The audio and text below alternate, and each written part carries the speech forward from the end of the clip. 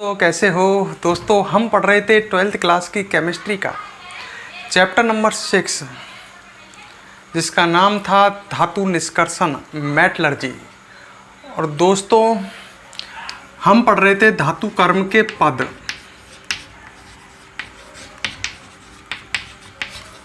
धातु परकर्म का प्रथम पद बताया था मैंने, अयस्क को तोड़ना या पीटना। अयस्क को तोड़ना व पीटना, इस पद को हम चूर्णीकरण भी कहते हैं, इसके बारे में हम पढ़ चुके थे। दूसरा पद पढ़ाया था मैंने आपको अयस्क का सांद्रण। और तीसरा पद जो हम पढ़ रहे थे वो था सांद्रित अयस्क से अशुद्ध धातु की प्राप्ति। ये थर्ड स्टेप हम पढ़ रहे थे। मैंने आपको लास्ट वीडियो में बताया था दोस्तों, ये जो थर्ड स्टेप है सांद्रित अयस्क से अशुद्ध धातु की प्राप्ति, यह स्टेप, यह पद दो पदों में संपन्न होता है। पहला पद था सांद्रित अयस्क का धातु ऑक्साइड में परिवर्तन।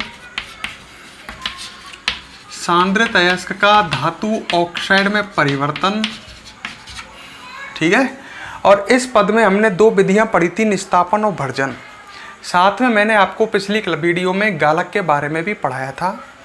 और अब हम पढ़ेंगे सांद्रित अयस्क का धातु ऑक्साइड में परिवर्तन और धातु ऑक्साइड से अशुद्ध धातु की प्राप्ति। तो ये पढ़ना था हमें। यहाँ थे अपन भाई, सांद्रित अयस्क से अशुद्ध धातु की प्राप्ति, यह पद दो पदों में होता है। पहला पद था सांद्रित अयस्क का धातु ऑक्साइड में परिवर्तन, इसके लिए दो विधियां पढ़ाई थी, निस्तापन और भर्जन। अब पढ़ोगे धातु ऑक्साइड से अशुद्ध धातु की प्राप्ति। तो अब हम टॉपिक पर आए हैं, ये पढ़ना है दोस्तों। अगर आपको वीडियो पसंद आए तो आपसे रिक्वेस्ट है वीडियो को लाइक ज़रूर करें और वीडियो पर कमेंट ज़रूर करें। तो आज का टॉपिक हम यहाँ से स्टार्ट करते हैं। तो अपनी हेडिंग है बी, धातु ऑक्साइड से अशुद्ध धातु की प्राप्ति, ठीक है।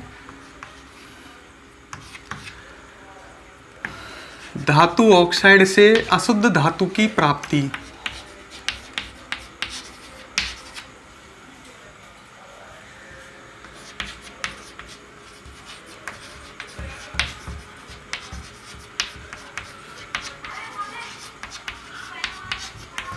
और बात को अब आसानी से तसल्ली से समझना। देखो, आपको धातु ऑक्साइड से धातु प्राप्त करनी है। हाँ, वो धातु कैसी होगी? अशुद्ध। धातु ऑक्साइड से आपको धातु प्राप्त करनी है, जैसे एम, ये धातु ऑक्साइड है MO, और इससे आपको धातु प्राप्त करनी है। तो आपको धातु ऑक्साइड की अपक्रिया किसी अपचायक से करानी पड़ेगी, ठीक है। जब आप अपचायक से अभिक्रिया कराओगे, ये ए क्या है? अपचायक, तो धातु बन जाएगी और साथ में एक अन्य उत्पाद भी बन जाएगा। तो धातु ऑक्साइड से आपको धातु प्राप्त करने के लिए धातु ऑक्साइड की अभिक्रिया किससे कराते हैं? अपचायक से। अपचायक धातु ऑक्साइड का अपचयन करता है। अपचयन हो रहा है, यहाँ पर M का ऑक्सीकरण अंक +2 है, +2 से कितना हो रहा है? 0। तो धातु अपचयन से बन रही है। अरे, ऑक्सीकरण अंक में कमी अपचयन कहलाती है। तो धातु ऑक्साइड का जब अपचयन होता है तो धातु बनती है। क्लियर? तो हम कह सकते हैं धातु ऑक्साइड से अशुद्ध धातु प्राप्त करने के लिए धातु ऑक्साइड का अपचायक द्वारा अपचयन कराया जाता है। क्लियर? तो हम इस बात को लिखने जा रहा हूं मैं, समझ में आई हो तो आपके। धातु ऑक्साइड से धातु प्राप्त करने के लिए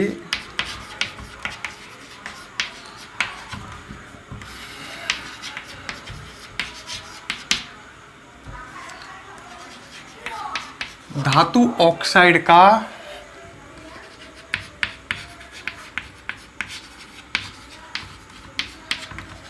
अपचायक द्वारा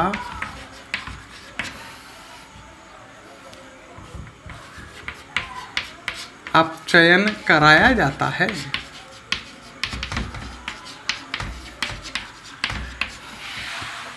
ठीक है। अच्छा, धातु ऑक्साइड से अशुद्ध धातु प्राप्त करने की 4 विधियां हैं। मुख्य विधि कितनी है? 4। तो हम इसको भी लिख सकते हैं। मेरी बात सुनी, धातु ऑक्साइड से आपको अशुद्ध धातु प्राप्त करनी है तो इसकी प्रमुख विधियां 4 हैं। तो हम इसको लिख सकते हैं, धातु ऑक्साइड से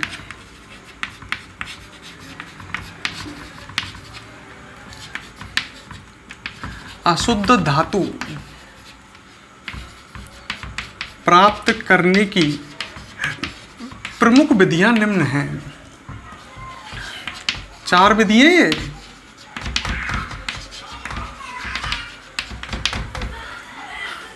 प्रमुख विधियां निम्न हैं। ठीक है, तो पहली विधि जो आप पढ़ोगे वो पढ़ोगे कार्बन द्वारा अपचयन। इस विधि को प्रगलन भी कहते हैं। कार्बन को हम कोक लिखें ज़्यादा बेहतर है। कोक मतलब कोयला। तो पहली हो गई कोक द्वारा अपचयन। ठीक है, अब मेरी बात सुनो। देखो, इस विधि में जो धातु ऑक्साइड है दोस्तों,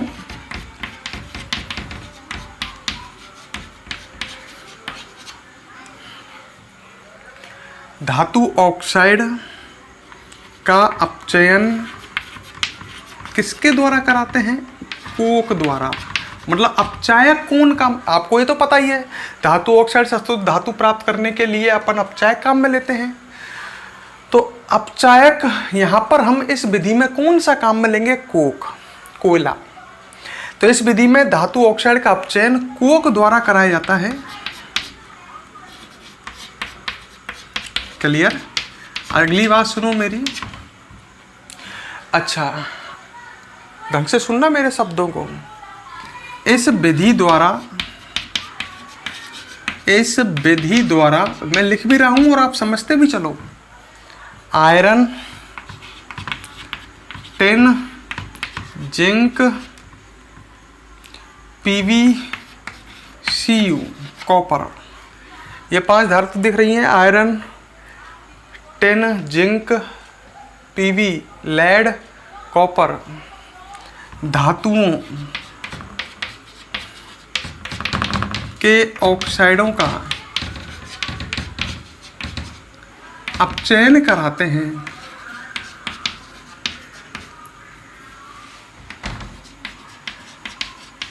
समझ गए? मतलब इन धातुओं के ऑक्साइडों का अपचयन है ना, वो हम कोक द्वारा कराते हैं। जैसे मैं एग्जाम्पल भी लिख देता हूँ। ZnO धातु है, धातु ऑक्साइड है, जिंक धातु का ऑक्साइड है, तो इसका अपचयन हम कोक द्वारा कराएंगे, कार्बन द्वारा। तो जिंक धातु मिल जाएगी ना हमें, और कार्बन मोनोऑक्साइड गैस निकल जाएगी।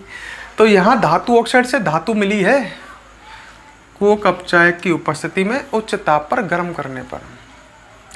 तो तुम समझ गए होंगे, इस विधि में हम जो धातु ऑक्साइड है उसको कोक, कोयले के साथ गर्म करेंगे, जिससे हमें धातु प्राप्त हो जाएगी। ठीक है, एक शब्द और सुन लो। चलो, ये समझ में आ गई होगी आपके? क्लियर यहाँ तक? तो ये कोक द्वारा अपचयन हमने कौन सी पढ़ी? प्रगलन पढ़ी। अब दूसरी हम पढ़ेंगे एल्यूमिनोथर्माइट विधि, या इन्हें कह सकता हूँ एल्यूमिनियम द्वारा अपचयन। ठीक है, तो आप इससे पहले इसे नोट करो, वीडियो को पॉज करके फटाफट नोट करो। हाँ तो दोस्तों, तो अब ये नोट कर लिया आपने। अब नंबर दूसरी विधि है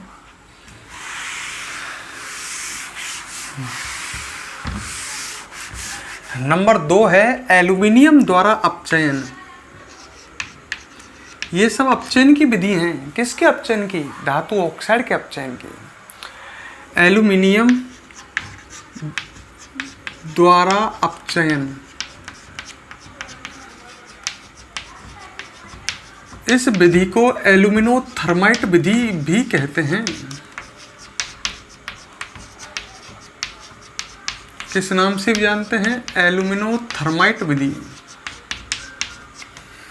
ठीक है, अब सुनो मेरी बात। तो अपचायक कौन होगा इस विधि में? एल्यूमिनियम। ठीक है, तो हम लिख सकते हैं इस विधि में एल्यूमिनियम अपचायक द्वारा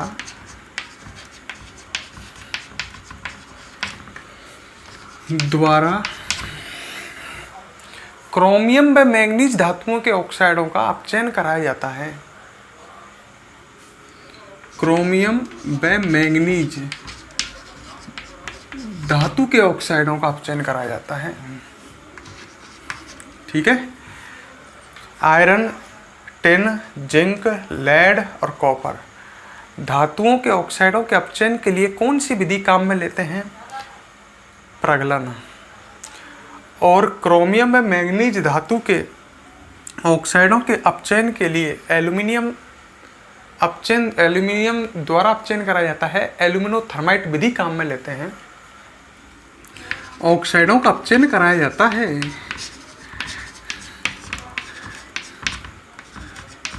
ठीक है, एक दो रिएक्शन लिख ही देता हूं। जैसे क्रोमियम का ऑक्साइड है Cr2O3, है ना। एल्यूमिनियम अपचायक हमने ले लिया, तो ये अपचायक एल्यूमिनियम क्रोमियम का अपचयन कर देगा, क्रोमियम के ऑक्साइड का अपचयन कर देगा। ठीक है, तो इससे बन जाएगा क्रोमियम और Al2O3, तो बन तो गई इससे धातु। बैलेंस कर लो, यहाँ 4 लगा देते हैं, यहाँ 2 लगा देते हैं, तो ऑक्सीजन 3 दूनी 6 हो गई हैं, तो यहाँ 2 लगा देते हैं। क्रोमियम 4 हो गए, तो यहाँ 4 लगा देते हैं। अपचयन जो होता है धातु द्वारा, मतलब अपचयन जो होता है ये विधि उच्च ताप पर संपन्न होती है, तो हम गर्म का चिन्ह जरूर लगाएंगे। ठीक है, मतलब अपचायक उच्च ताप पर अपचयन करता है।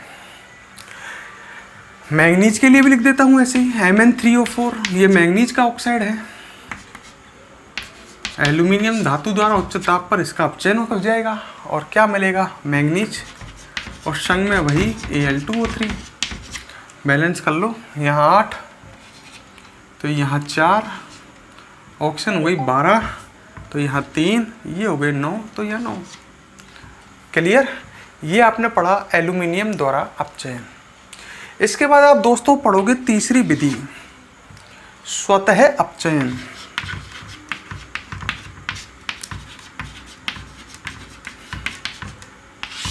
अब मेरी बात को पहले सुनो। जो कम क्रियाशील धातु हैं, जैसे Pb है, Hg है, Cu है, ये कम क्रियाशील धातु हैं। वैद्युत रासायनिक श्रेणी याद करो, वैद्युत रासायनिक श्रेणी में ये नीचे हैं, इनके नीचे Pt और Au है। Pt Au आप पता ही है अभी मुक्त अवस्था में मिलती हैं, तो उनके तो क्या नहीं होते, ऑक्साइड नहीं होते ना, ये ऑक्साइडों का तो अपचयन कर रहे हो आप। तो ये कम क्रियाशील धातु है Pb, Hg, Cu।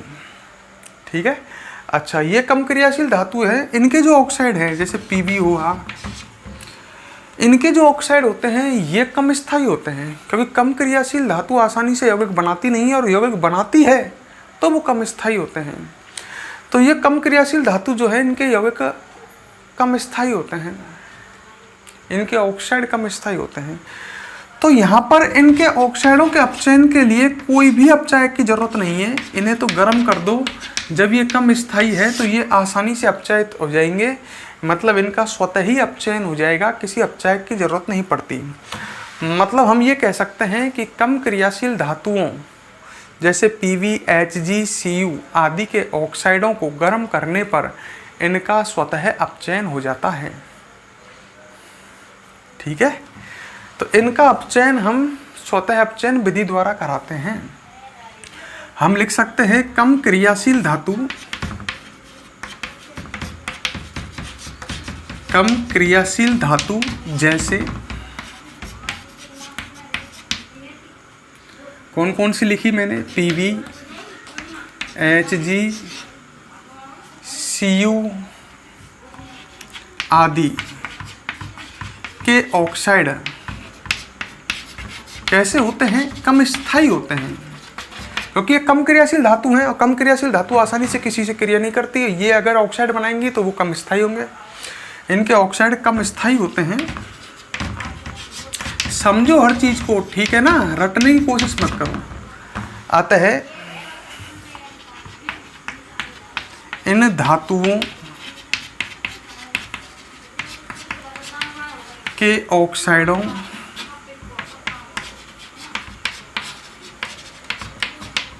के अपचयन के लिए किसकी आवश्यकता नहीं है? अपचायक की आवश्यकता नहीं है। अपचायक की आवश्यकता नहीं है।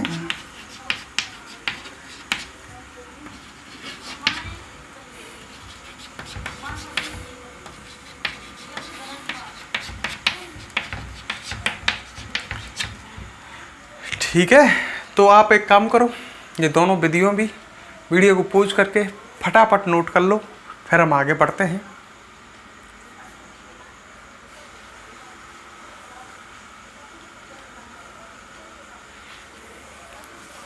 ठीक है, अब हम अगली विधि पढ़ेंगे, लास्ट नंबर 4, वैद्युत अपघटनीय अपचयन।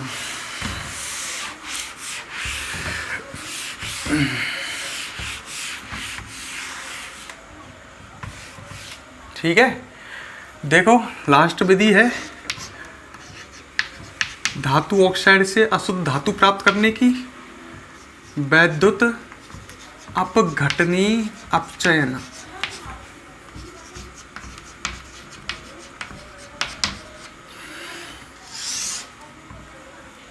वैद्युत अपघटनीय अपचयन, बात को सुनना। इस विधि को इलेक्ट्रोमेटलर्जी भी कहते हैं। किस नाम से भी जानते हैं? इलेक्ट्रोमेटलर्जी।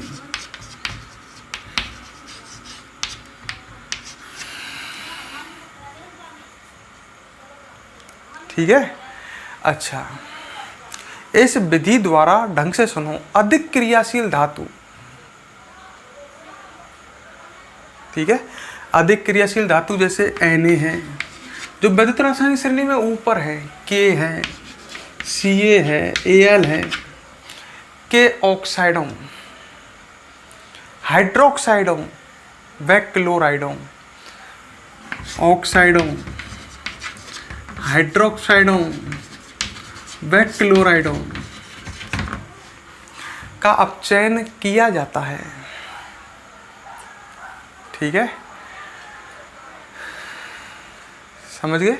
मतलब इस विधि द्वारा अधिक क्रियाशील धातु जैसे Na, K, Ca, Al आदि के ऑक्साइडों का क्या किया जाता है? अपचयन। आदि के ऑक्साइड, हाइड्रोक्साइड व क्लोराइड आदि का अपचयन किया जाता है। तो बात को बड़ी ध्यान से समझना, मतलब ऑक्साइड ही नहीं, हाइड्रोक्साइड और क्लोराइड का भी अपचयन कर लेते हैं इस विधि से।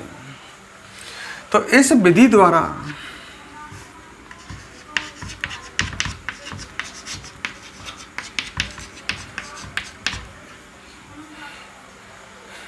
या ऐसे कहूं, यह विधि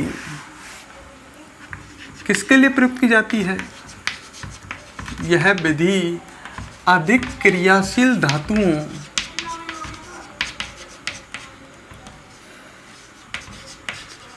जैसे कौन कौन सी बताई मैंने अभी? Na, सोडियम, कैल्शियम, पोटेशियम, समझ गए मेरी बात, मैग्नीशियम आदि, एल्युमिनियम आदि के ऑक्साइड बताया ना मैंने, ऐसे अभी Na2O, हाइड्रोक्साइड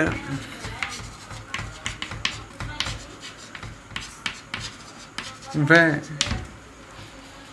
क्लोराइडों के लिए किया जाता है।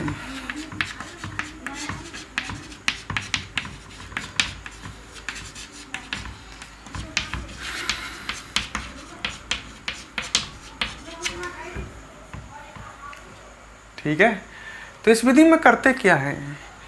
इस विधि में इन यौगिकों को, इन यौगिक समझ गए, जैसे सोडियम के ऑक्साइड, हाइड्रोक्साइड या क्लोराइड को पिघलाकर विद्युत धारा प्रवाहित करते हैं। समझ लो ढंग से, इस विधि में अधिक क्रियाशील धातुओं के, अधिक क्रियाशील धातु दिख रही है आपको, अधिक क्रियाशील धातुओं के यौगिकों को पिघलाकर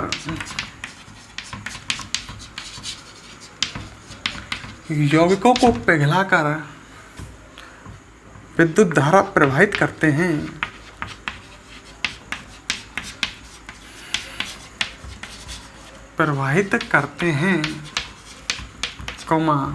कैथोड पर शुद्ध धातु मिलती है, अशुद्ध भी नहीं। कैसी मिलती है? शुद्ध धातु प्राप्त होती है। कहाँ प्राप्त होती है? कैथोड पर। समझाओ? जैसे NaCl है आपके पास, नमक, इसको पिघलाने पर कौन कौन से आयन आ गए? Na+ और Cl-। जब आप विद्युत धारा प्रवाहित करोगे, पिघला लिया, विद्युत धारा प्रवाहित करने पर, समझ जाओ, NaCl को पिघला लिया तो उसमें Na+ Cl- आयन आ गए। विद्युत धारा जब आप प्रवाहित करोगे इसमें, तो आपने पढ़ा होगा वैद्युत अपघटन। तो वो वैद्युत अपघटन ही तो है ये। धनायन किधर गमन करेंगे? कैथोड पर क्या क्रिया होगी? Na+ आयन जाएंगे, इलेक्ट्रॉन ग्रहण करेंगे, कैथोड पर अपचयन होगा, Na बन जाएगा। तो यहाँ पर धातु अपचयन से ही बनेगी, और ये अपचयन है वैद्युत अपघटनीय अपचयन। ये आप हाइड्रोक्साइड के लिए भी कर सकते थे, क्लोराइड के लिए मैंने करके बताया है आपको। तो समझ गए? अधिक क्रियाशील धातु जो यौगिक है ना, उनका आप वैद्युत अपघटन कराओ, उनको पिघला करके, तो आपको कैथोड पर शुद्ध धातु की प्राप्ति हो जाएगी। तो इस तरह से ये विधि कंप्लीट हुई, 4 विधियाँ। ठीक है, वीडियो को पॉज करके इसे भी आप फटाफट नोट कर लो। हाँ भाई, ये आपने नोट कर लिया। अब इसके बाद पढ़ते हैं एक बहुत ही समझने का बढ़िया टॉपिक,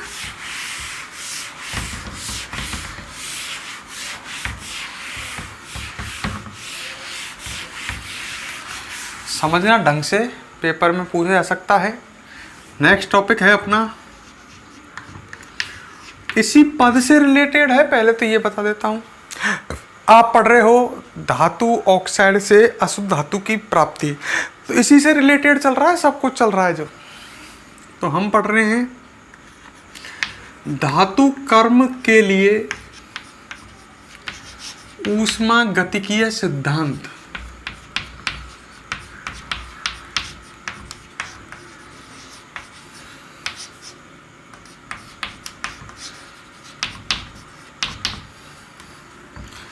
धातु कर्म के लिए ऊष्मागतिकीय सिद्धांत। अब सुनो मेरी बात, मतलब ऊष्मागतिकी जो है, थर्मोडायनामिक्स, वो धातु कर्म के बारे में क्या कहती है। ठीक है, तो ये बात समझेंगे हम इस सिद्धांत में। तो एक एक बात को ढंग से समझते चलना। हम पढ़ते हैं ऊष्मागतिकी के अनुसार, हमने पढ़ा है गिब्स हेल्महोल्ट्ज़ समीकरण, पढ़िए ना, पहले भी आई है। तो ऊष्मागतिकी के अनुसार वो एक समीकरण आती है ऊष्मागतिकी में, कौन सी? गिब्स हेल्महोल्ट्ज़ समीकरण। तो मैं उस समीकरण से अपनी बात स्टार्ट करता हूँ। मतलब मैं धातु कर्म के लिए ऊष्मागतिकी क्या कहती है, क्या समझाती है, वो आपको समझा रहा हूँ। तो ऊष्मागतिकी के अनुसार गिब्स हेल्महोल्ट्ज़ समीकरण जो ये है, डेल्टा G0 बराबर delta H0 minus T delta S0। ठीक है, अब डेल्टा G0 क्या है? डेल्टा G0 है मानक गिब्स मुक्त ऊर्जा परिवर्तन।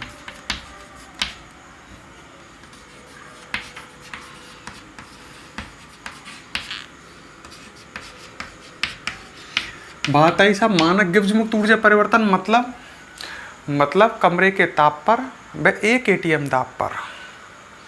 कमरे का ताप मानक ताप, 1 atm दाब मानक दाब। तो कमरे के ताप और 1 atm दाब पर जो गिब्स मुक्त ऊर्जा परिवर्तन होता है उसे मानक गिब्स मुक्त ऊर्जा परिवर्तन कहते हैं। इसी प्रकार डेल्टा H0 है मानक एंथैल्पी परिवर्तन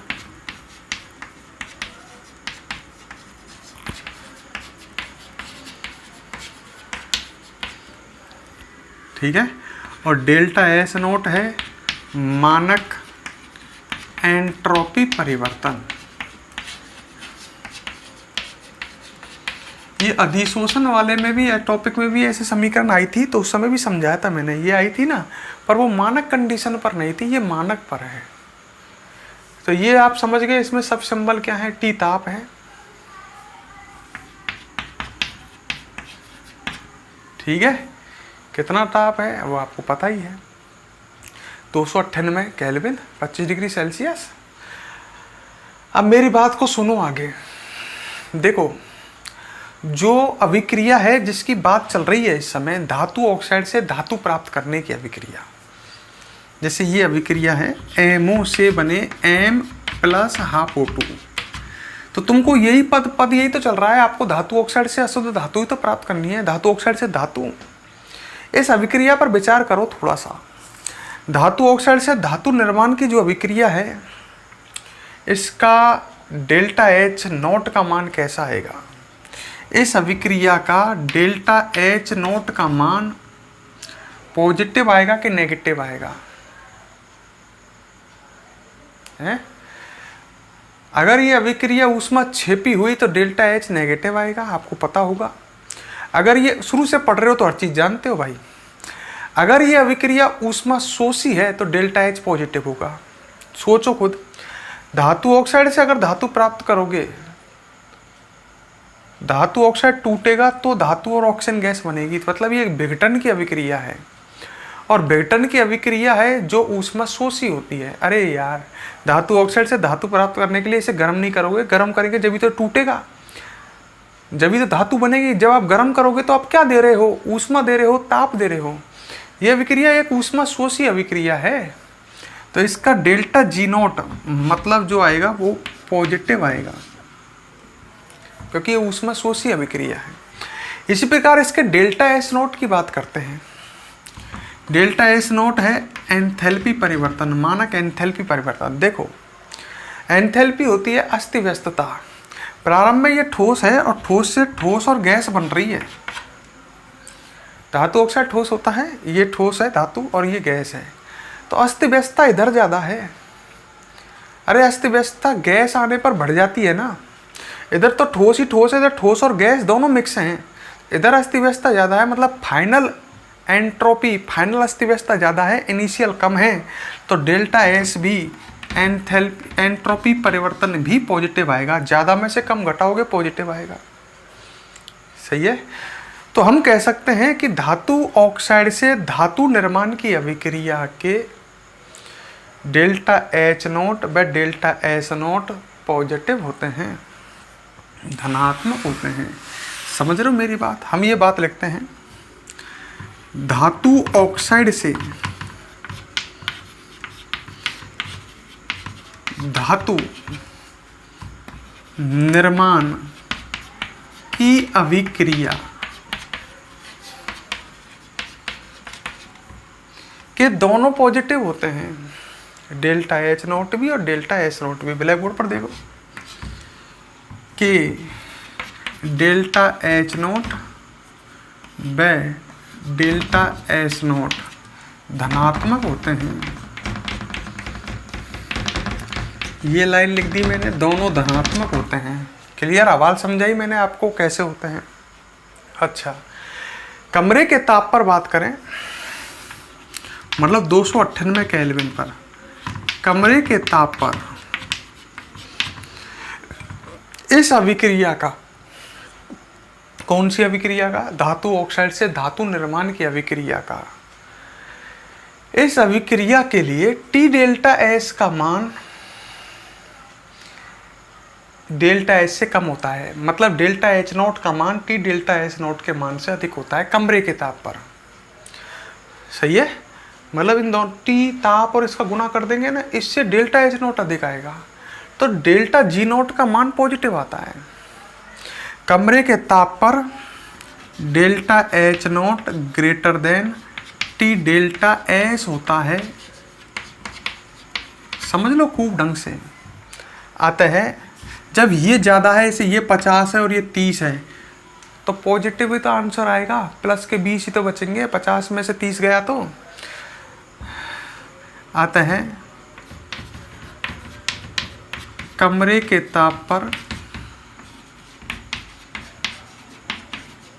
डेल्टा जी नॉट भी धनात्मक होता है। तीनों चीज धनात्मक है।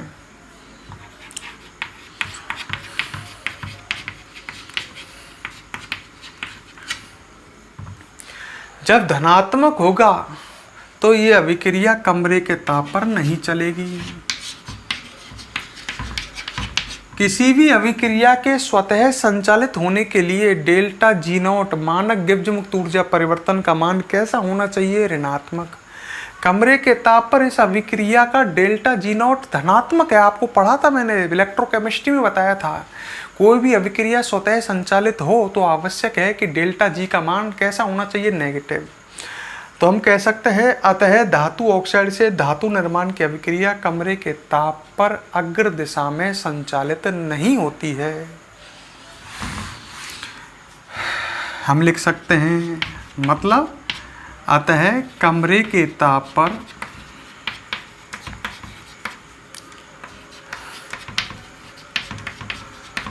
धातु ऑक्साइड से धातु निर्माण की अभिक्रिया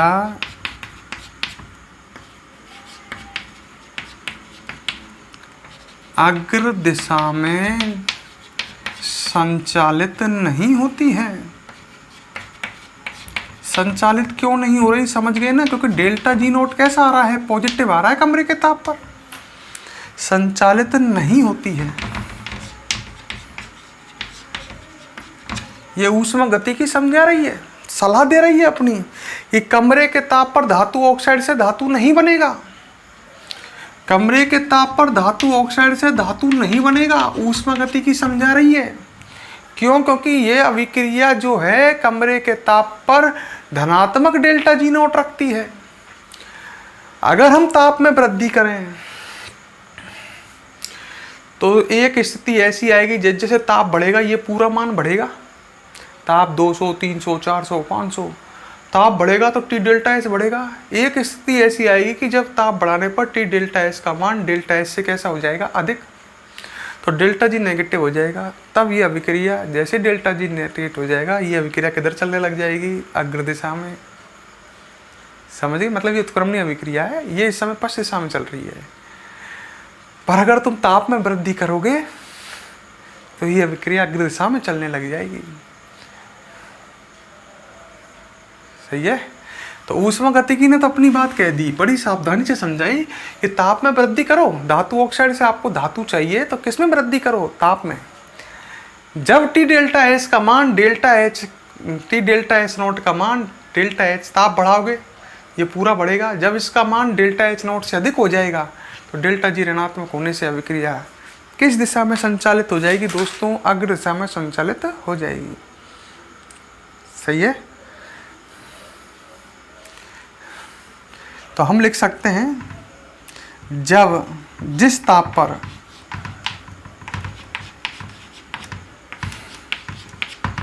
डेल्टा जी, ऐसे कह दूं, शॉर्ट में लिखता हूं, जिस ताप पर T delta S not greater than हो जाएगा किससे?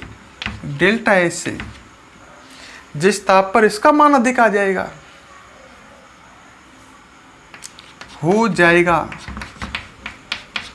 उस ताप पर delta G negative, delta G not के ऋणात्मक होने से, कैसे होने से? ऋणात्मक होने से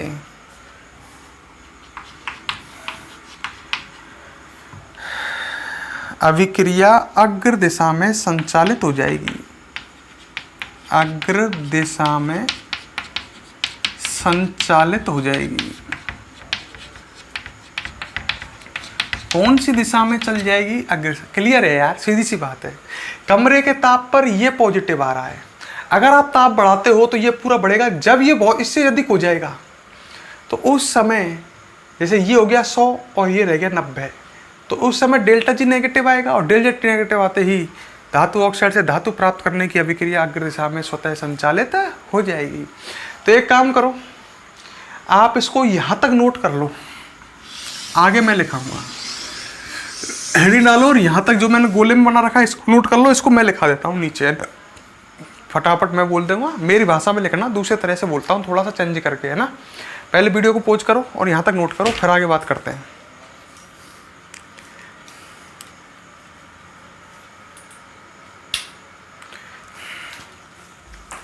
अब मैं बोलता हूँ, आप लिखो, लिखो नीचे लिखो, धातु ऑक्साइड से धातु प्राप्ति की अभिक्रिया का, धातु ऑक्साइड से धातु निर्माण की अभिक्रिया के, ऐसे लिखो, धातु ऑक्साइड से धातु निर्माण की अभिक्रिया के delta H note, black board पर लिख रहा है, डेल्टा एच नोट व डेल्टा एस नोट दोनों धनात्मक होते हैं।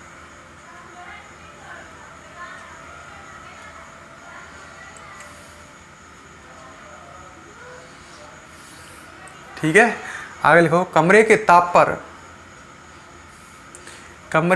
पर delta H naught greater than, blackboard पर से देख लो, delta H naught greater than T delta S naught होता है, टी डेल्टा एस नोट होता है। अतः कमरे के ताप पर डेल्टा जी नोट भी धनात्मक होता है। अतः कमरे के ताप पर डेल्टा जी नोट भी धनात्मक होता है।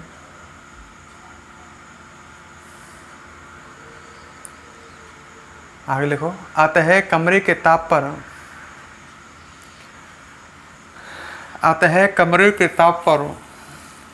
धातु ऑक्साइड से धातु निर्माण की अभिक्रिया, धातु ऑक्साइड से धातु निर्माण की अभिक्रिया अग्र दिशा में संचालित नहीं होती है, अग्र दिशा में संचालित नहीं होती है। लिख लिया, आगे लिखो, यदि धातु ऑक्साइड से धातु प्राप्ति की अभिक्रिया, यदि धातु ऑक्साइड से धातु प्राप्ति की अभिक्रिया का ताप बढ़ाया जाए तो जिस ताप पर टी डेल्टा एस नोट का मान, तो जिस ताप पर टी डेल्टा एस नोट का मान डेल्टा एच नोट से अधिक हो जाएगा, डेल्टा एच नोट से अधिक हो जाएगा, कॉमा, उस ताप पर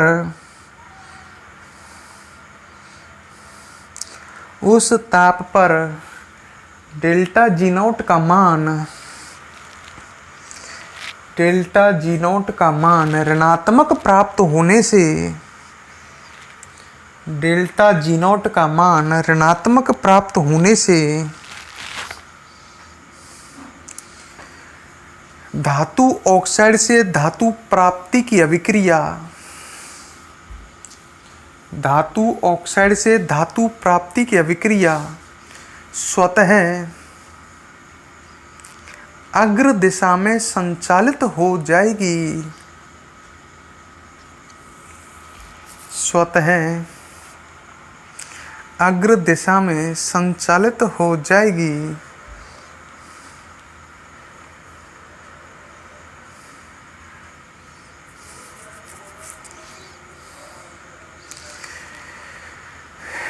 ठीक है, ये नोट कर लिया। अब हम आगे पढ़ते हैं। अब हम बात करते हैं दोस्तों एक बहुत ही शानदार टॉपिक एलिंगम आरेख की। ठीक है, तो हम एलिंगम आरेख के बारे में पढ़ते हैं। हाँ दोस्तों, अब हम नेक्स्ट टॉपिक पढ़ेंगे एलिंगम आरेख। पर उससे पहले मेरी एक बात और सुनो, तब आपके एलिंगम आरेख समझ में आएगा। सुन रहे हो मेरी बात? ढंग से सुनना।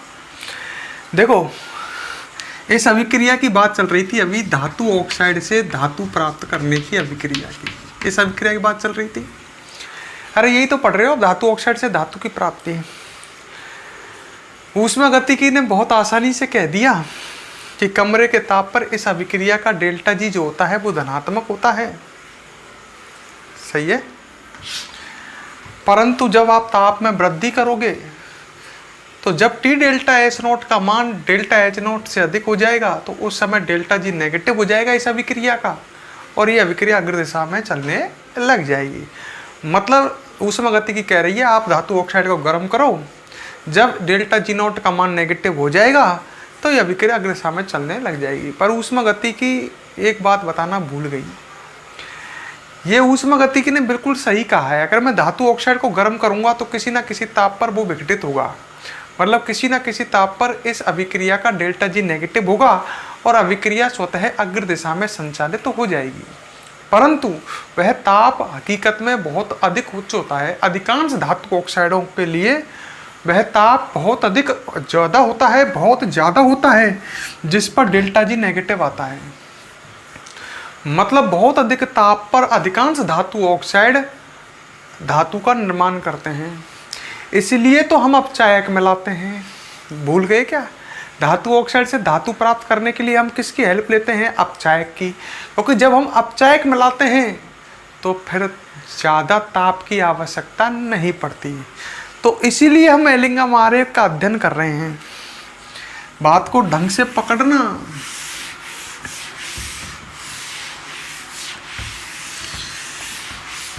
तो हम अब किसका अध्ययन करेंगे? एलिंगम आरेख। ध्यान पूरा ब्लैक बोर्ड पर केंद्रित हो जाना चाहिए।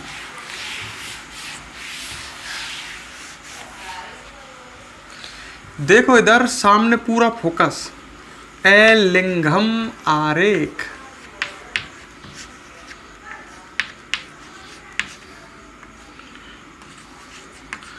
बात को सुनना, तसल्ली से समझना, बहुत ही फोकस की जरूरत है। एलिंगम आरेख जो हैं ये क्या काम आते हैं? ये धातु ऑक्साइड से धातु की प्राप्ति के लिए अपचायक के चयन में हेल्प करते हैं। ये अपचायक हैं। और कितना ताप चाहिए? तो ये दो चीज़ों में हेल्प करते हैं एलिंगम आरेख। एलिंगम आरेख ध्यान रखो शुरू से, धातु ऑक्साइड से धातु प्राप्त करने के लिए अपचायक के चयन व ताप के निर्धारण में मदद करते हैं।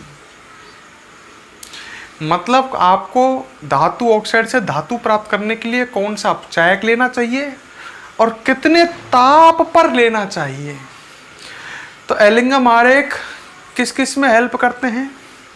धातु ऑक्साइड से धातु प्राप्ति के लिए अपचायक के चयन व ताप के निर्धारण में सहायता करते हैं।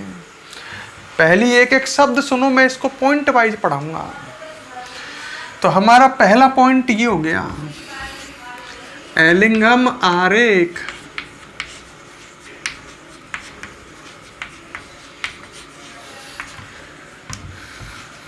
धातु ऑक्साइड से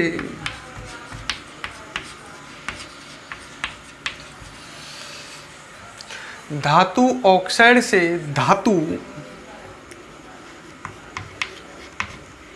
प्राप्त करने के लिए अपचायक के चयन, कौन सा अपचायक चाहिए इसके चयन, अपचायक के चयन व कितने टेम्परेचर पर चाहिए, ताप के निर्धारण में सहायता करते हैं।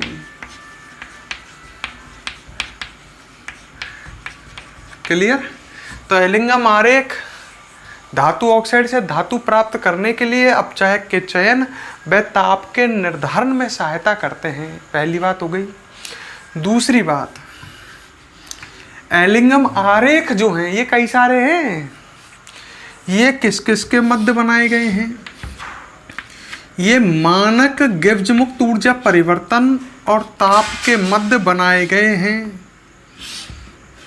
समझ रहे हो? ये सब आरेख हैं, एलिंगम आरेख। तो दूसरी बात ये याद रखें, एलिंगम आरेख किसके मध्य बनाए गए हैं? मानक गिब्स मुक्त ऊर्जा परिवर्तन व ताप के मध्य। मैं हर पॉइंट को समझाते हुए लिख रहा हूं। एलिंगम आरेख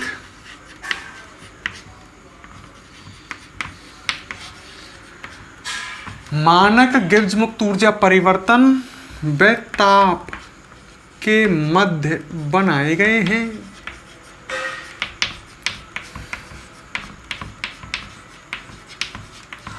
तीसरी बात, ये तो समझ गए होंगे, एलिंगम नाम के वैज्ञानिक ने बनाए हैं। चलो वो कोई काम की बात नहीं है।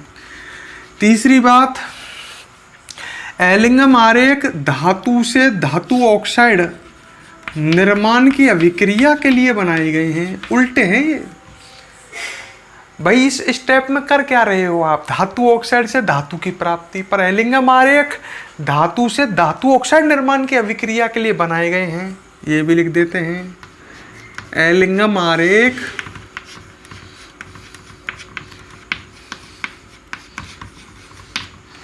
धातु से धातु ऑक्साइड, धातु से धातु ऑक्साइड निर्माण की अभिक्रिया के लिए बनाए गए हैं।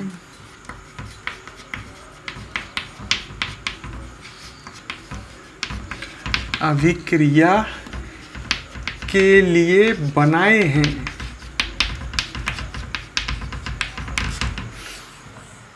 ठीक है, तो नीचे अभिक्रिया भी लिख देता हूं। M + ½ और क्या बन रहा है? MO। धातु से धातु ऑक्साइड निर्माण की अभिक्रिया के लिए। अच्छा, ऊष्मा गतिकी के अनुसार इस अभिक्रिया का डेल्टा H0, डेल्टा S0 व डेल्टा G0 तीनों पॉजिटिव होंगे ना। थोड़ी देर पहले आपने ये अभिक्रिया ऐसे पढ़ी थी, जब धातु ऑक्साइड से धातु निर्माण के लिए देखते हैं तो तीनों नेगेटिव थे। उल्टा बोल गया मैं। जब धातु ऑक्साइड से धातु निर्माण के लिए आपने देखा था थोड़ी देर पहले, ये अभिक्रिया ऐसे पड़ी थी, MO से बन रहा था M + ½ ये अभिक्रिया ऐसे पड़ी थी। तो उस समय डेल्टा H0, डेल्टा S0 और डेल्टा G0 कमरे के ताप पर तीनों पॉजिटिव थे। तो इस अभिक्रिया के लिए तीनों नेगेटिव होंगे। ठीक है, तो हम लिख सकते हैं कमरे के ताप पर इस अभिक्रिया के लिए डेल्टा H0, डेल्टा S0 व डेल्टा G0 तीनों कैसे आएंगे? ऋणात्मक, नेगेटिव होते हैं। अगर ये अभिक्रिया उल्टी लिख रही होती इस दिशा में तो तीनों पॉजिटिव थे, अभी थोड़ी देर पहले पढ़े थे, पर अब सब नेगेटिव हैं क्योंकि अभिक्रिया उल्टी है। आता है गिब्स हेल्महोल्ट्ज समीकरण। वो इस तरह की हो जाएगी क्या समीकरण? देखना, माइनस डेल्टा G0 बराबर minus delta H0 plus T delta S। ऐसी नहीं बन जाएगी क्या? लड़का कह रहा है ऐसा क्यों बन गई साहब? तुमने तो बताई डेल्टा G0 बराबर delta H0 plus T delta S।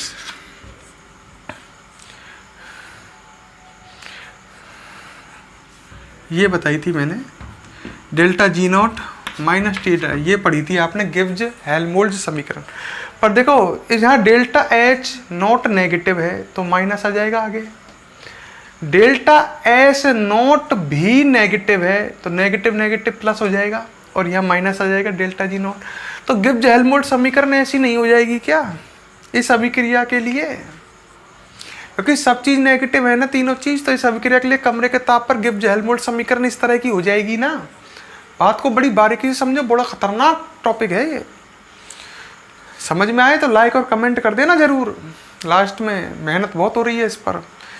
ये तीनों नेगेटिव है, इसलिए गिब्स हेल्महोल्ट्ज समीकरण तीनों नेगेटिव होने की वजह से ऐसी हो गई है। अब बताओ, बात को ढंग से सुनना है। एलिंगम आरेख जो है, अगर हम ताप में वृद्धि करें, कमरे के ताप पर ये समीकरण इस तरह से, डेल्टा जी नॉट नेगेटिव आ रहा है कमरे के ताप पर। नेगेटिव क्यों आ रहा है? जैसे ये आ रहा है मान लो -50 कमरे के ताप पर, तो ये है -100 और ये है +50, जब ये नेगेटिव आ रहा है। अगर आप ताप में वृद्धि करते हो और ये जैसे ही 60 होगा, 50 से ये कितना होगा 60, ताप बढ़ाओगे ना आप तो ये पूरा बढ़ेगा। जैसे ये ताप में आप वृद्धि करोगे तो ये बढ़ेगा टी डेल्टा एस, तो ये कितना रह जाएगा -40। मतलब अगर मैं ताप में वृद्धि करता हूं तो डेल्टा जी नॉट के ऋणात्मक मान में कमी आती है। ऋणात्मक मान -50 से -40 हो जाएगा। सही है, बात को समझो। तो हम एक बात ये लिख सकते हैं, आते हैं ताप में वृद्धि करने पर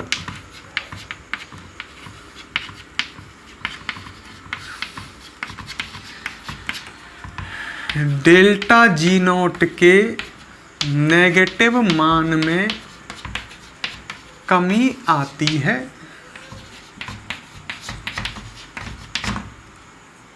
क्लियर? बात को समझो। एलिंगम आरेख किस तरह के हैं, ऊपर को भग रहे हैं। इधर डेल्टा जी नॉट है, वो ऐसे होता है -1100, माना कि -1000, -900, -800। अगर आप ताप में वृद्धि करते हो तो डेल्टा जी नॉट, ये ग्राफ कौन सी अभिक्रियाओं के लिए है? इन अभिक्रियाओं के लिए एलिंगम आरेख। ताप में वृद्धि करते हैं तो डेल्टा जी नॉट का नेगेटिव मान घटता है, और जैसे जैसे ताप बढ़ेगा डेल्टा जी नॉट का नेगेटिव मान घट तो रहा है, -1000 से -900। तो एलिंगम आरेख ऊपर की ओर चलते हैं। ऊपर की ओर क्यों चलते हैं समझ गए? या सिंपल कहूँ, एलिंगम आरेख के ढाल पॉजिटिव क्यों होते हैं?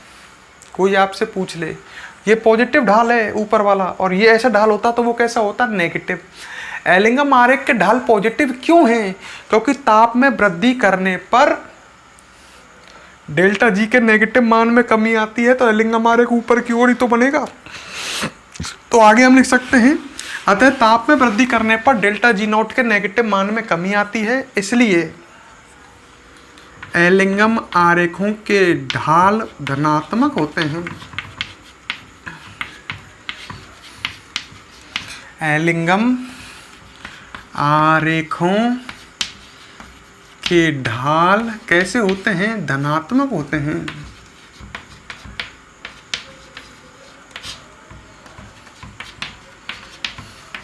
अच्छा, अब एक बात और सुनो मेरी। एलिंगम आरेख जो होते हैं, इनमें एक बिंदु ऐसा आता है जिसके ऊपर ढाल और अधिक पॉजिटिव हो जाता है। देखो, ढाल तो यहां भी पॉजिटिव है, पर यहां इस बिंदु से ऊपर ढाल और अधिक पॉजिटिव हुआ है। क्यों?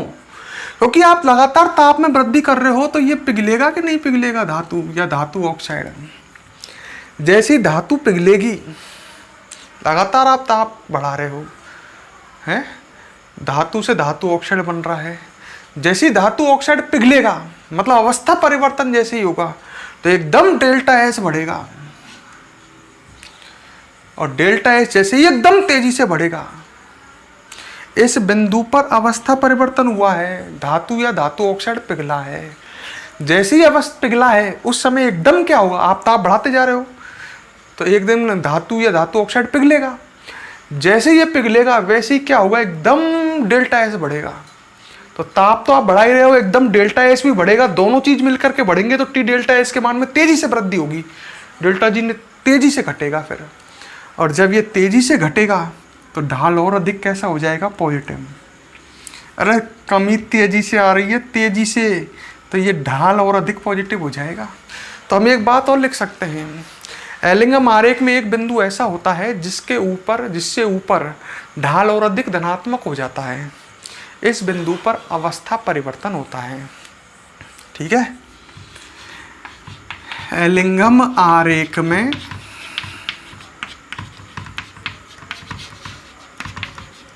एक बिंदु ऐसा होता है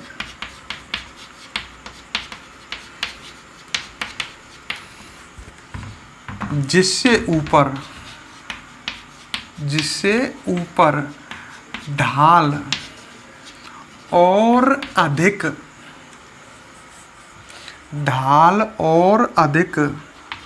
कैसा हो जाता है, धनात्मक हो जाता है।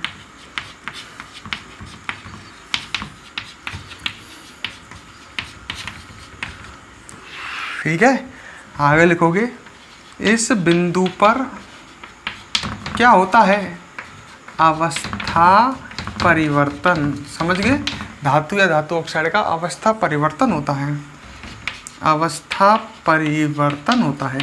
इतना लिख देना बहुत है यार। एलिंगम हमारे बड़े क्वेश्चन आते नहीं है ना पेपर में, इससे तो हमको समझने के लिए पढ़ना पड़ रहा है।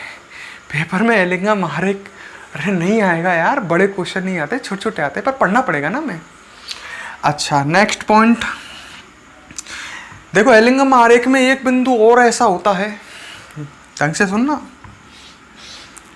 देखो यहाँ से -1100 -100 -1000 ऐसे घट रहा है ना, ऊपर की ओर जा रहे हो, -1100 -1000, डेल्टा जी नोट का मान कहीं ना कहीं 0 आएगा ना। चलो उसके बारे में बाद में लिखते हैं, पहले आप यहाँ तक नोट करो, फिर लास्ट में बाद में बताता हूँ। अभी पूरा नहीं हुआ है, टॉपिक है ना, कंटिन्यू है। फटाफट वीडियो को पॉज करो, यहाँ तक नोट करो। हाँ भाई, ये नोट कर लिया। अब आगे देखो, आप एक पॉइंट की बात और कर रहा था मैं। देखो इधर एलिंगम आरेख ही चल रहा है, इसको आज कंप्लीट कर ही लेते हैं, बीच में टॉपिक थोड़ी छोड़ेंगे अपन। थोड़ी सी और लंबी सही वीडियो है ना। रात के 2 बज रहे हैं इस समय, 2 बज रहे हैं रात के इस समय। दिन में हाँ उल्लड़ रहता है, वीडियो बनाने में दिक्कत आती है, तो हम भी रात को बनाते हैं। क्या कहते हैं, पूरी रात खराब हो जाती है, एक टेक में नहीं बनती है वीडियो, है ना। देखो एलिंगम आरेख किस तरह के होते हैं ना, जैसे ये माइनस, ये तो दर है डेल्टा जी नोट, -1100 -1000, तो कहीं ना कहीं जा कर के डेल्टा जी नोट का मान 0 हो जाएगा ना, -900 ऐसे। देखो ये एलिंगम आरेख ऐसे चला, ऐसे चला, ऐसे चला, ऐसे चला, तो एक बिंदु ऐसा भी आएगा जहां उससे ऊपर बात करेंगे। ये बिंदु एलिंगम आरेख में एक बिंदु ऐसा भी होगा जिसके नीचे, ये ग्राफ कौन सी अभिक्रियाओं के लिए है, धातु ऑक्साइड निर्माण की अभिक्रियाओं के लिए, आपको पता ही होगा। इसके नीचे डेल्टा जी नेगेटिव है इस अभिक्रिया का, देख लो। इससे नीचे मैं यहाँ देखता हूँ तो डेल्टा जी नेगेटिव भी तो आएगा, अरे इसके नीचे नेगेटिव भी तो है -300, और इसके ऊपर डेल्टा जी कैसा आएगा, पॉजिटिव आएगा, +100। तो इस बिंदु एलिंगम आरेख में एक बिंदु ऐसा होता है जिसके नीचे आओगे तो डेल्टा जी नॉट इस अभिक्रिया का नेगेटिव है। ये अभिक्रिया अग्रदिशा में चल रही होगी, अग्रदिशा में चल रही होगी, डेल्टा जी नॉट नेगेटिव आए तो अभिक्रिया किधर चलती है, अग्रदिशा में। तो इस बिंदु से नीचे ये अधिक स्थायी है धातु ऑक्साइड, सही है। अच्छा, और इस बिंदु से ऊपर डेल्टा जी नॉट पॉजिटिव होते ही अभिक्रिया किधर को चलने लग जाएगी, पश्च दिशा में। तो कौन अधिक स्थायी होगी, धातु। मतलब डेल्टा जी नॉट ऐसा मिड पॉइंट है जिसके नीचे धातु ऑक्साइड अधिक स्थायी है, क्योंकि अभिक्रिया अग्रदिशा में चल रही है। ये बन रहा है तो ये अधिक स्थायी है, उत्पाद हमेशा अधिक स्थायी बनता है। पर इसके ऊपर ये अभिक्रिया पश्च दिशा में चलेगी तो धातु अधिक स्थायी है। मेरी बात समझ लो, मैं सिंपल भाषा में कहता हूँ, एलिंगम आरेख में एक बिंदु, कोष्टक में लिख लेना, डेल्टा जी नॉट बराबर 0 पर एक बिंदु ऐसा होता है जिसके नीचे धातु ऑक्साइड अधिक स्थायी होता है, व जिसके ऊपर धातु अधिक स्थायी होती है। तो ये पॉइंट और लिखेंगे हम। एलिंगम आरेख में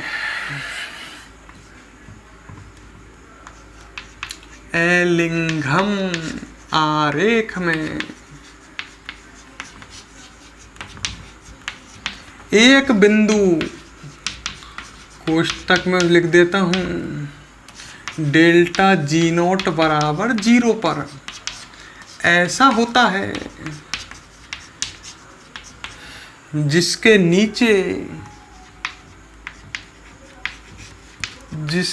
नीचे बड़े हार्ड टॉपिक हैं, अच्छे पढ़ा नहीं पाते ना, एलिंगम आरेख से बच के निकल जाते हैं। जिसके नीचे धातु ऑक्साइड अधिक स्थायी होता है,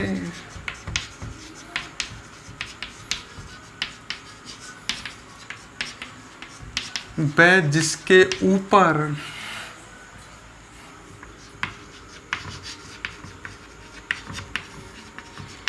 धातु अधिक स्थायी होती है,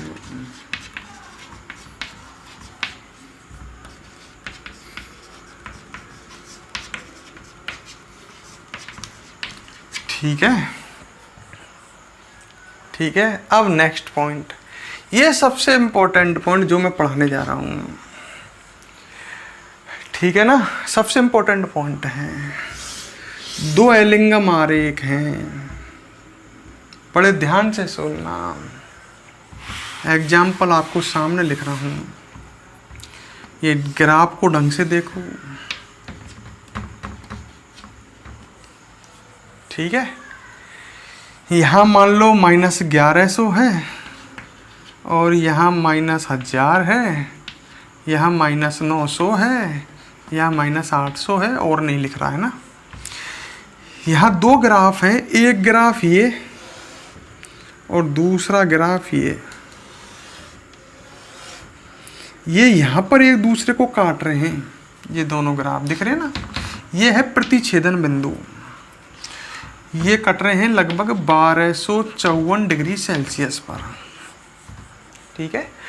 नीचे जो ग्राफ है ये इस अभिक्रिया का है, मैग्नीशियम प्लस ऑक्सीजन क्या बने, MgO, इस अभिक्रिया का ग्राफ है। मतलब अरे यार, ग्राफ किसके लिए है ये, धातु ऑक्साइड निर्माण की अभिक्रिया के लिए। तो नीचे तो इस अभिक्रिया का ग्राफ है, Mg प्लस O2 और क्या बन रहा है, MgO, इस अभिक्रिया का। इसको मैं बैलेंस ऐसे कर रहा हूँ, देख लो कैसे कर रहा हूँ, 6 Mg प्लस 3 O2, ठीक है, और क्या बन रहा है, 6 MgO। ये नीचे तो इस अभिक्रिया का ग्राफ है, ऊपर जो ग्राफ है वो इस अभिक्रिया का है, Al, ये ऊपर वाला ग्राफ, प्लस O2 और बन रहा है Al2O3। इसको भी ऐसे बैलेंस कर रहा हूँ, यहाँ 3 ऑक्सीजन इसमें, 3 इसमें, ऑक्सीजन 6 हो गई तो यहाँ 2 लग जाएगा इसके आगे, और यहाँ 4 लग जाएगा। तो ऊपर वाली अभिक्रिया तो है Al2O3 निर्माण की और नीचे वाली अभिक्रिया है MgO निर्माण की। इन दोनों अभिक्रियाओं का ग्राफ है जो काट रहे हैं 1254 डिग्री सेल्सियस ताप पर। ये एक एलिंगम आरेख बना दिए मैंने। तो एलिंगम आरेख, दो एलिंगम आरेख जिस बिंदु पर एक दूसरे को प्रतिच्छेदित करते हैं उस बिंदु से कम ताप पर, ढंग से सुनना, दो एलिंगम आरेख जिस ताप पर एक दूसरे को प्रतिच्छेदित करते हैं, प्रतिच्छेदित मतलब काटते हैं, करते हैं, जिस ताप पर एक दूसरे को प्रतिच्छेदित, उससे कम ताप पर, मतलब 1254 से कम ताप पर, उस ताप से कम ताप पर, बड़ी इंपॉर्टेंट लाइन है, डबल स्टार लगा के लिखता हूं, कम ताप पर नीचे वाले वक्र की धातु दिख रही है, नीचे वाले वक्र की धातु कोमा ऊपर वाले वक्र के धातु ऑक्साइड को अपचयित कर देती है।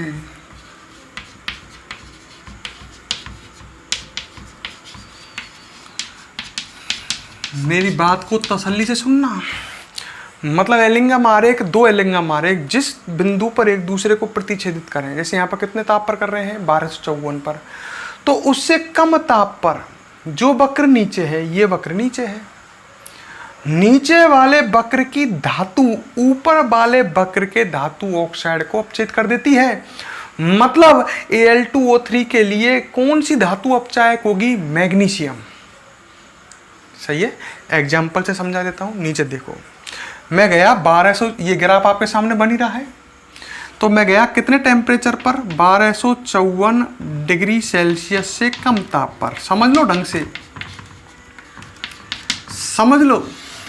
1254 से कम ताप पे आ गए आप, यहाँ आ गए, मान लो यहाँ है। तो बताओ इस ताप पर दोनों में से किसका वक्र नीचे है? नीचे ये है।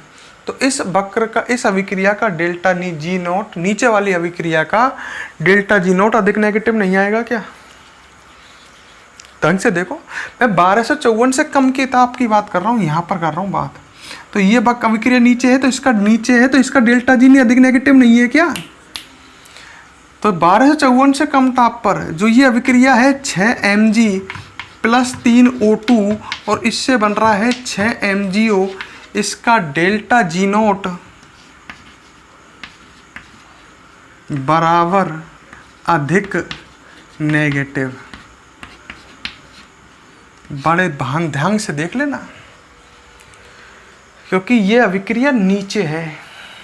अच्छा, और ये जो ऊपर वाली अभिक्रिया है 4Al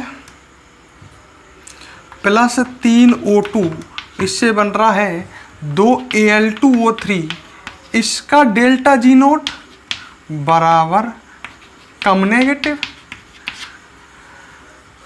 समझ लो, ये इधर में लाइन खींच देता हूं।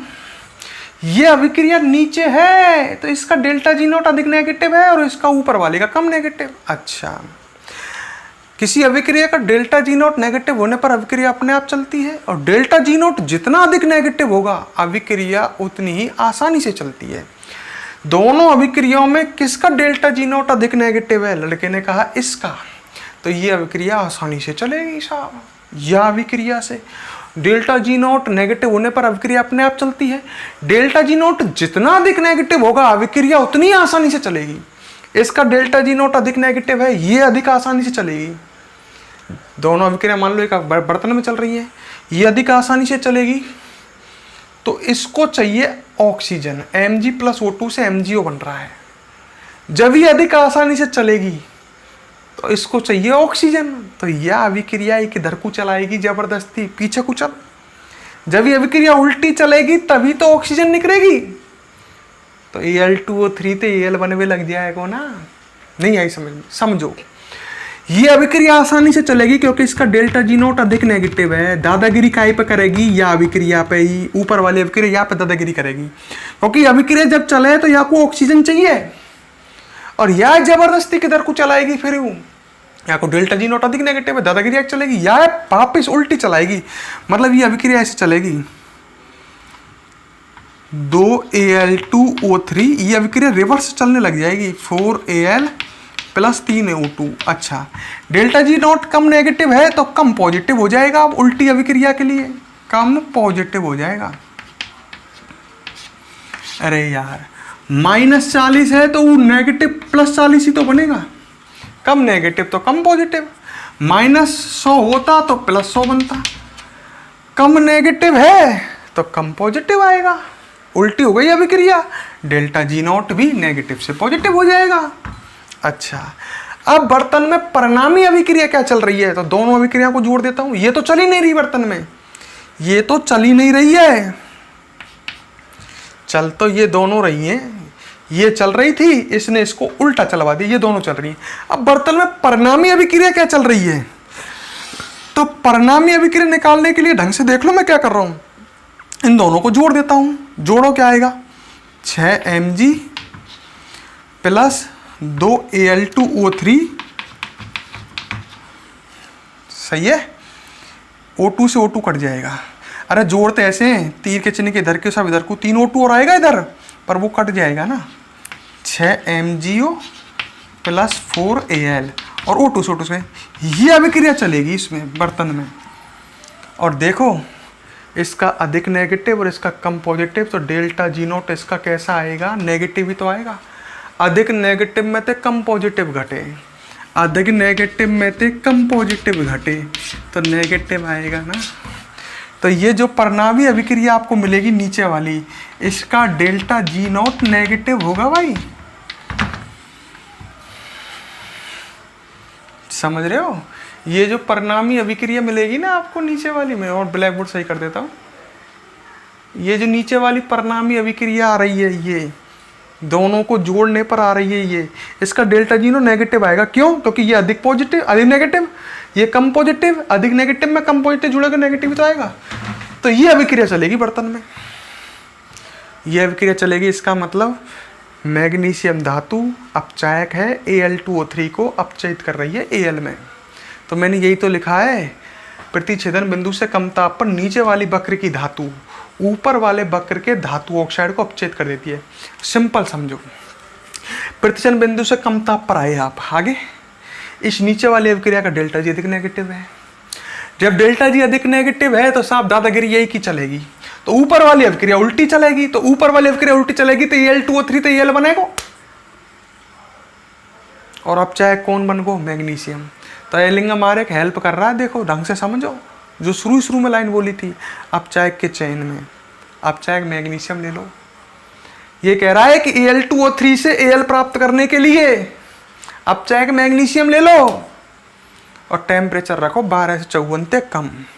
ताप का निर्धारण भी कर रहा है। क्यों भाई, मज़ा नहीं आया क्या? बहुत बुद्धि से बार बार देखना वीडियो को, जब समझ में आए। मैं बार बार उसी बात को बार बार रिपीट करूं, इससे अच्छा है आप वीडियो को बार बार देख लेना, आपके समझ में आ जाएगा। अब आपको करना क्या है, लिखना क्या है। देखो ये पूरा आप यहाँ तक नोट कर लोगे, मैं लाइन खींच रहा हूँ यहाँ तक, है ना। फिर उसके बाद ये एलिंगम आरेख बना लेना, क्योंकि भाई पेपर में आपको एलिंगम आरेख आ गया मान लो 1%, तो एक आध आरेख तो बनाओगे ना, ये आरेख बनाना। उसके बाद इसको ऐसे कैसे समझा लेना जैसे मैंने समझाया है, और खुद इसको बार बार देखना, तब आपके समझ में आएगा। कई लड़के तो इतनी कैचिंग अच्छी होती है, वो तो एक बार में पकड़ लेते हैं, कई नहीं कर पाते कैच। तो मेहनत करो, आ जाए, क्या पता तुम्हारी किस्मत हो। ये लाइन जरूर याद रखना भाई, नीचे वाली वक्र की धातु ऊपर वाले वक्र के धातु ऑक्साइड को अपचयित कर देती है प्रतिच्छेदन बिंदु से कम ताप पर। मजा आया हो, लाइक और कमेंट। वीडियो को पॉज करो, पहले नोट करो, पॉज कर लो, नोट कर लो। कर लिया? अब हम दोस्तों, वीडियो बहुत लंबी हुई है आज की, कोई बात नहीं, अब हम आपसे नेक्स्ट क्लास में मिलते हैं, ठीक है।